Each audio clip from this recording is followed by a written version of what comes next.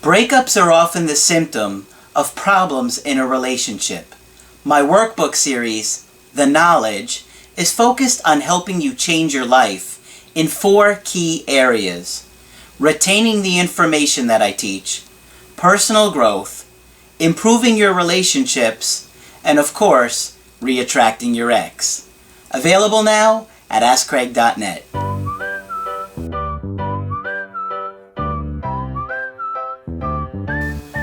Hi there, I'm Coach Craig Kenneth. I'm Coach Margaret. And today we're going to be talking about an offer your ex can't refuse. Yeah. Yeah, of course. Yeah. What are you referring to, Margaret? The Godfather. Ah, yes. I wish I Classic. could do an imitation, but I don't do it really well. We're going to give you an offer your ex can't refuse. Not even a cup of coffee. So, what are we talking about today? Well, in a sense, we're talking about being your ex's best option. Right. Which is something that we've reiterated to you time and time again. And we're going to talk about this a little bit more and how you can be more desirable to your ex. Right. Because let's face it, when you're dating, you have tons of different options. Right. And if you're looking for somebody special, you need to be somebody special. You have to treat your partner in a way that they feel loved and they feel taken care of and that you're going to be there for them. I like that little brief adage. If you want to get somebody special, you have to be somebody special. I like that. Yeah. It's true. Yeah. Because if you think that this person is amazing and they have all these great qualities and there's all these things about them that you love, Yeah. well, what are you bringing to What the are you table? bringing? Right. Okay? You have to bring something to the table. And if you haven't, you need to. Right. And if you want to improve your chances of re-attracting this person, you got to show them that they are your best option. You got to do the work. That's right. It's not easy. No. And there's a lot of different areas you're going to have to look at and improve upon. And today we're going to look at some of those, right? That's right. And then we're going to make an offer an ex can't refuse. Hopefully. All right. Remember before we have talked about what Dr. Bowlby, the founder of modern attachment theory, that he, Way back in what, the 30s, I think? yes, well, the 40s, yeah. Yeah. And he started out in Britain where he managed to get most of the orphanages closed when he realized that it was not good for attaching. Anyway, he's a wonderful man, Dr. Bowlby. But he talks about having a secure base, and we've talked about that before. And in adults, a secure base is provided by a relationship with a sensitive and responsive partner. Okay? This is critical, okay? You got to really understand that one of the huge components of a relationship is your ability to stay attuned and connected with that person. Tuned into. Exactly. Yeah, tuned into. Might be a little more modern. Who meets your needs and to whom you can turn as a safe haven when you are upset or anxious or ill. Okay? In other words, they need to be the first person you'd go to for comfort. That's right. All right? That's right. And you want to consider that.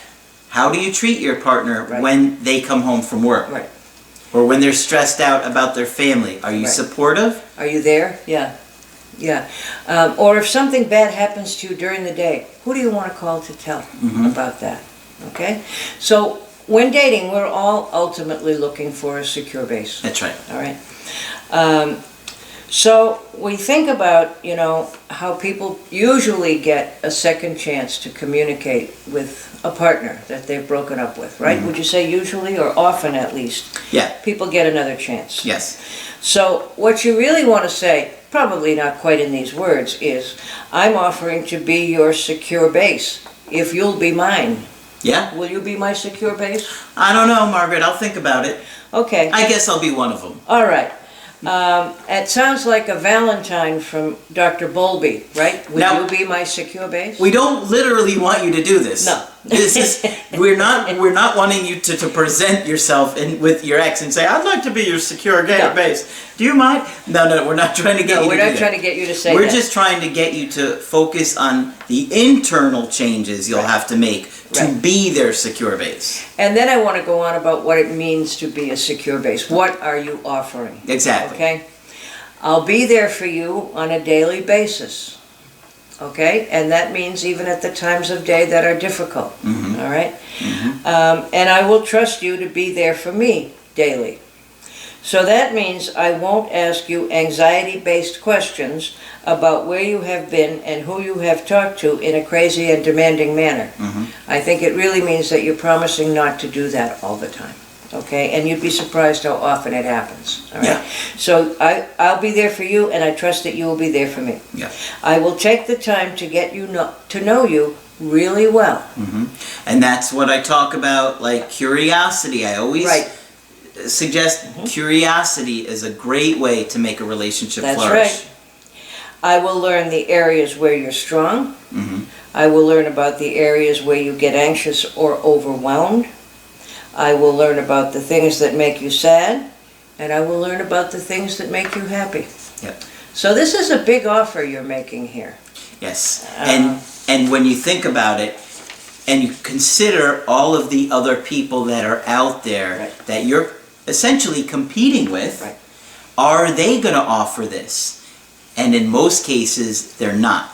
Right? They may offer, like this is why I tell you guys, when they start dating somebody new, it feels great, it looks great in the beginning, because they're so overridden by hormones and chemicals, and they're like, and their anxiety, almost like drug addicts over this new person. But do they offer that kind of secure attachment? Most cases, no. And even if that your ex tries to attach to them, it doesn't mean this new partner will attach to your ex. No, it doesn't mean that at all. So don't panic when that happens. Yeah, because I saw that for my situation. Yes, you did. Right? My ex started dating somebody else, and I thought it looked amazing, and they were going to get married, but he didn't attach to her, and he left her to be with somebody that he was really attached to and wanted to be with. And so it happens. Yeah, it does all the time. Frequently. I will get to know and take delight in your strengths, and I will never put you down or be unhappy if you're successful one day when I'm not. Okay? Yes, because you're supposed to be a team, and you're supposed to build each other, right? So if they're successful, you're successful. You're happy for their success and being part of it. I can't tell you how many guys are threatened by a woman who's successful. Yes, and that's what I was thinking about. Yeah. Guys, if you have a woman that's making great money and successful, then you should be excited about that. Yes. Right? And help her spend the money. Yeah. As best you can. Exactly. Right? And we also did one a long time ago that perhaps we should repeat, about how one of the things that makes people make a decision about marrying someone is a sense that they will help you be your best self. Yeah. Okay? You shouldn't have to give up success or your own personal growth for a relationship. It should be welcomed. Yeah. And you should share in it. And you want a partner that's going to encourage you to be your best self. That's right. Not discourage you. That's right. So I will encourage you to do well in whatever you do, or even to try new things. And I will support you if you change your mind about that. I will check in with you often to see if you feel that there are areas we should work on. Okay, so are you satisfied this week? How was this week for you? Yeah. Yeah. Well, and a lot of people don't ever even think about that. Don't ever check how are things for you. I mean, think about your previous relationship, or if you're dating somebody now. How many times have you said to them, how do you feel like this is going? Yeah. How are things between us?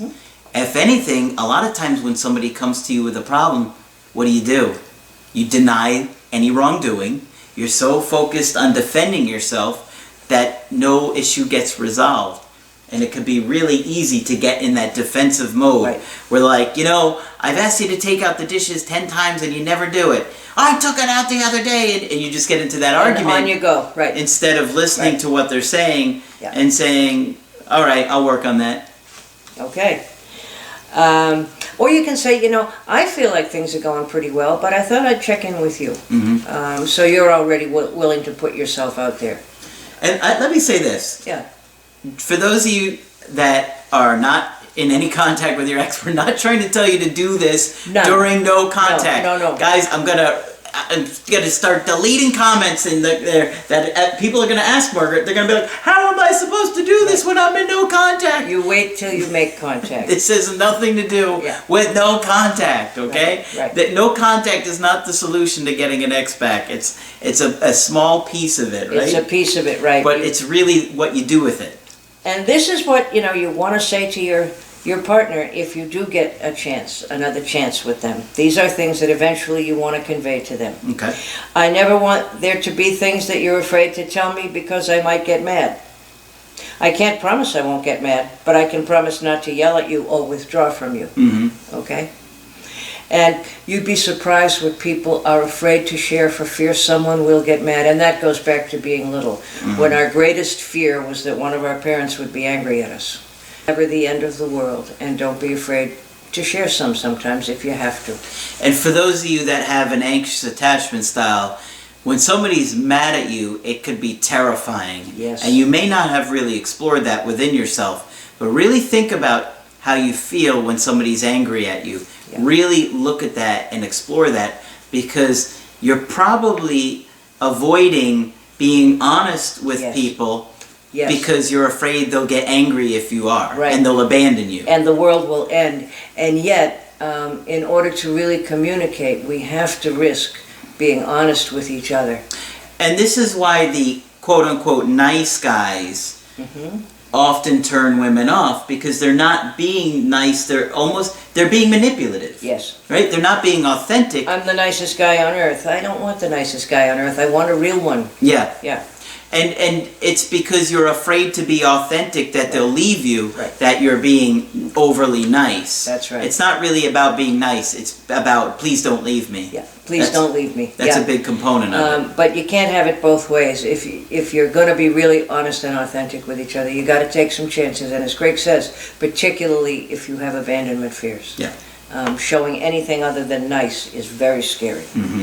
I promise I won't try to play head games with you or manipulate you. Okay? Because those things happen too. And those of you with anxiety know, and I say this all the time, that it causes you to be really manipulative and self-absorbed. Yes. Yes. Got to be more aware of that. Yeah. And neither of us should put up with that from the other. No, of course not. No. So we'll make some sort of a promise. Now that's what you're promising if you want to be somebody's secure base. Yeah. All right? And that's a lot. Yeah. It's not easy to make those changes, but if you want to be somebody's best option, those are the things you have to do, or at least some of them. And I just want to say a few more brief words about when we talked about a secure base before. I used the example of the fisherman who's on TV. He's one of the tuna fishermen, and he goes out on his boat, and when he comes back, he's probably tired, he probably smells like fish, and he may or may not have made enough money. But his family shows up at the dock to meet him anyway, and hugs him and is glad to see him. And I was saying that's what a secure base really looks like, when people are there for you. And that reminded me of a song from the musical Carousel. Now, for those of you who are ancient like me, you may be familiar with Carousel, but for those of you who are not, it's a musical comedy. In the musical, there's a young woman who is about to marry a man named Mr. Snow, and she's still calling him Mr. Snow on the eve of the wedding.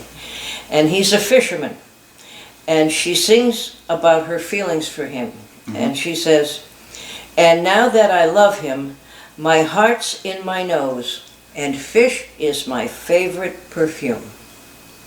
Now that would be the ultimate secure base, wouldn't it? Yeah. All right. No matter what, she loves them. Yep, no matter what. Wow. All right. So think about what it takes to be somebody's best option, and the work that you're going to have to do, because it's very easy to learn this stuff, but 4 months later you completely go back to your old behavior and wind up making the same mistakes in your relationship. And we hope we have a partner who'll give you a hard time about that. You know? Hopefully, yeah. Things keep you were straight. great for the first 3 months, and now I see some of the old patterns coming back. And instead of getting defensive, you have to say, oh my God, tell me how. Yes. So we can stop this. So when your partner complains, see it as a sign or an opportunity to correct something. Right. Right? Don't see it as something like they're constantly making you feel awful. See it as an opportunity. Okay, something's going on. Right. I need to listen to this. Because if you don't, they're going to get disconnected, they're going to be unhappy, and then you're going to wind up in a breakup. And you're kicking the can down the road, is what you're doing. Don't speak before it becomes a disaster. Absolutely. Yeah. All right. So hopefully you found that video helpful. If you did, throw a like on there. Be sure you subscribe to the channel. And when you want to get our help personally, just go to my website, askcraig.net. Sign up for the coaching option that works best for you. I do email coaching, I do Skype coaching, and if you got to get with me right away, I do offer emergency Skype coaching. Margaret is also available for Skype coaching. Yes, feel free to sign up with me. Feel free to sign up with either or both of us. Just click on Margaret on the top of the website to talk with her and sign up with her. And that's it for this video. I'm Coach Craig Kenneth. I'm Coach Margaret. And we will talk with you soon. I'm Craig Kenneth, a relationship coach and a psychotherapist. Every relationship is different, and every breakup is different. Work with me, and you'll get professional help on your situation. Just click on the link in the description below, or go to my website, askcraig.net.